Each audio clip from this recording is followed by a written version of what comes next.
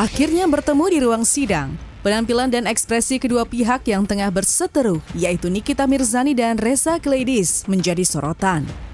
Nikita Mirzani sepanjang sidang seakan tampil penuh percaya diri. Bahkan ia berani melakukan konfrontasi dengan Reza Gladys di hadapan majelis hakim. Oke, tapi kenapa Anda taruh namanya produk Anda? Ya sudah, nanti aja saya tahu. Ini udah resminya tadi ada di stiker ini yang kami itu berada Oke, berarti Anda tempel stiker ini produk Anda? Berarti saya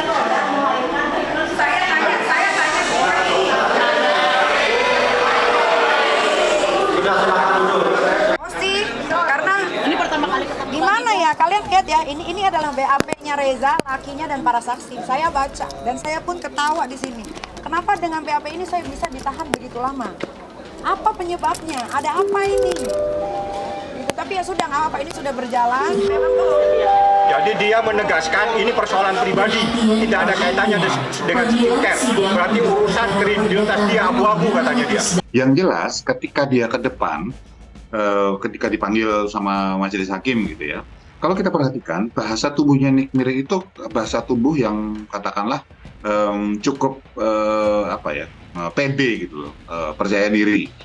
Cara dia ngomong, cara dia ketika meng-approach, cara dia ketika mengkonfrontasi sesuatu, terlihat walaupun kita nggak dengar dia ngomong apa, tapi jelas kelihatan bahwa itu adalah Nick Mir, itu adalah cara yang dia lakukan seperti biasanya.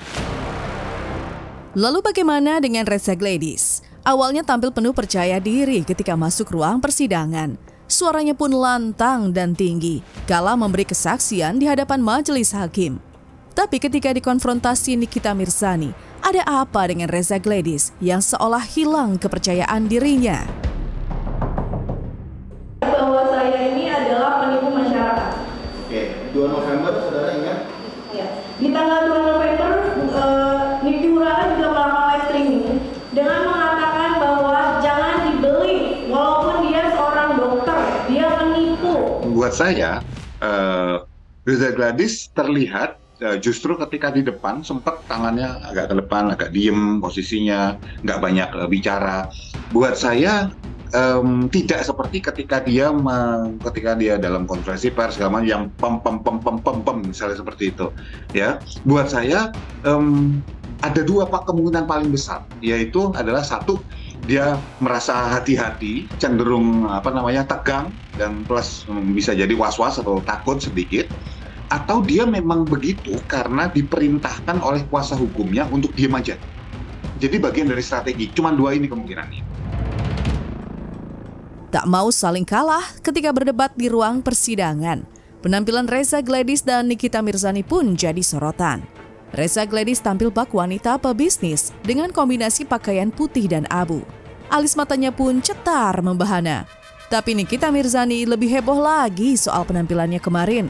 Saingi penampilan dokter kecantikan itu, Nikita tampil dengan busana dominan putih. Ia pun tak ingin kalah tampil layaknya wanita pebisnis. Tapi yang membuatnya unggul dari Reza Gladys kemarin adalah Nikita heboh dengan perhiasannya di leher, telinga, dan tangan. Juga tas mewah yang ditentengnya ke ruang sidang. Namun yang menyamakan keduanya adalah sama-sama tampil dengan bibir yang dioles lipstik merah menyala dan tebal. Rupanya jauh sebelum bertemu di ruang sidang, Nikita telah menabuh perang terlebih dahulu soal penampilan. Nikita tantang Reza tampil maksimal dan modis untuk saingi dirinya yang akan tampil all out dan heboh. Tunggu, apa gue nggak salah denger? Dia nggak terima dibilang tukang flexing. Lu bukan tukang flexing, lu ratu flexing, Reza. Kenapa muka lu? Gue mau bertanya, muka lu kenapa pas lagi ngomong di Komisi 9 begini? Kenapa? Lu gini? Lu makan lu? Lu mau lawan gue jangan nggak makan. Nanti kalau ketemu gue di persidangan, lu harus keren, ya OOTD lu, karena yang lu lawan keren nih orangnya. Terus lu harus makan, biar badan lu berisi. Usahakan sebelum ketemu sama gue di pengadilan, kulit lu udah sempurna, kayak jangan belentang-belentong nih.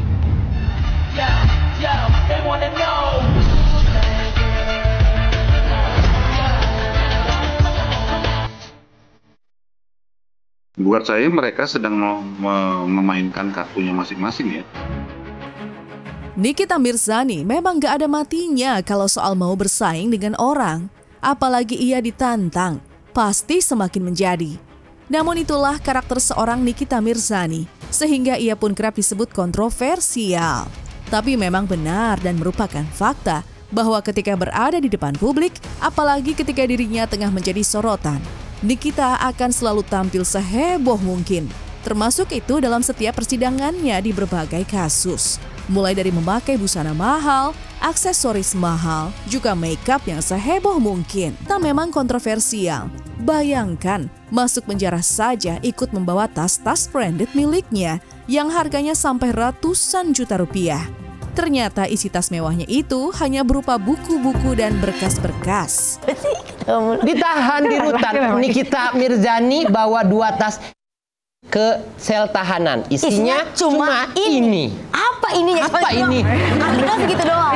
Apa isinya, Kak? Bawa 2 tas. Berkas, buku-buku, karena selama di dalam itu kan suka baca kan, jadi baca aja buat ngilangin waktu gitu biar nggak terlalu lama. Untuk killing time.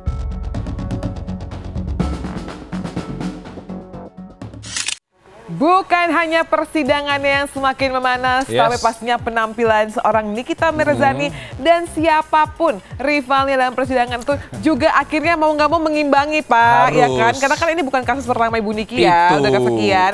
Siapapun rivalnya, kalau kali ini juga seorang orang kosmetik juga, itu betul-betul semakin mau nggak mau harus menyaingi itu loh. Biar nggak kalah hawa gitu, Bu, ya. Karena memang di sini enemy-nya gitu adalah seorang Nikita Mirzani, jadi tetap harus biar bisa setimpal. Tapi sekali lagi ya seperti apa yang tadi Kristi katakan, ini bukan permainan pertama dari seorang Nikita Mirzani, jadi kita harapkan biar mentalnya, psikisnya itu tetap ya terjaga, tidak terganggu. Dan